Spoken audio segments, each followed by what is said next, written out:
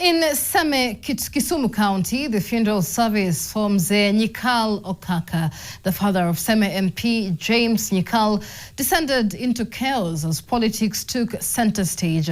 What was supposed to be a solemn send-off quickly turned into a violent confrontation, with youth storming the service and ejecting Siaya Governor James Orengo. Meanwhile, political leaders used the podium to air their grievances, sparking heated exchanges over the region's future. His interview is Ashley Atieno with the details.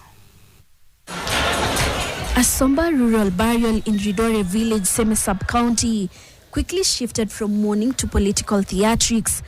The funeral service of Mzee Nyikal Okaka began in calm reflection.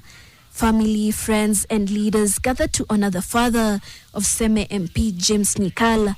But as speeches unfolded, so did political undertones that will soon dominate the day. And it was during the service that a cleric issued a rare and direct tribute to the political class, cautioning against the growing trend of turning places of worship into political stages. When somebody has a dissenting voice, it doesn't mean that he's supporting somebody like the one you keep on referring to. Constitution of Kenya gives us an occasion to vote after every 5 years. And so after every 5 years, everybody has a right to choose the leaders they want. From grassroots. His warning came amid rising concern over the mobilization of youth in political activities, with leaders condemning incidents of disruptions at meetings and now even funerals. Do we have to have a large group of people? The large is okay,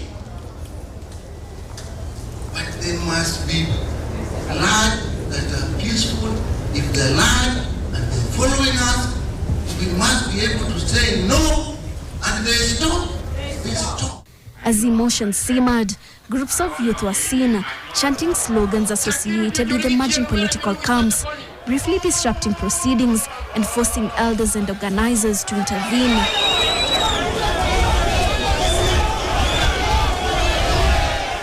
And in the midst of the tensions, Homa Bay Governor Gladys Wanga sought to strike a balancing tone, affirming the region's continued engagement within government structures while urging focus on development. We are in the broadest government, we are very clear. And moving forward, ODM party will either be the government or will be part of the coalition that forms the next government in the Republic of Kenya. But perhaps the strongest political message came from within ODM ranks, where Kisumu woman representative Ruth Odinga called for unity, warning that internal divisions risk weakening the party's future.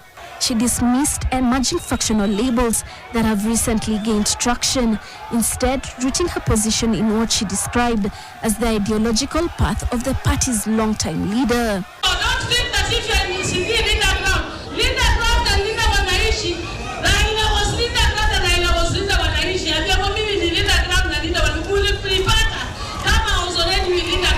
As the ceremony continued, the competing political undercurrents remained visible. Grief, loyalty, rivalry, and regional politics all colliding in one charged moment.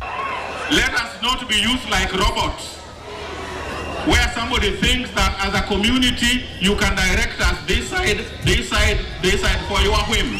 No, please. Let us show for ourselves. Let us take it to a prayer. So let's make sure that Jaduong goes to eternity.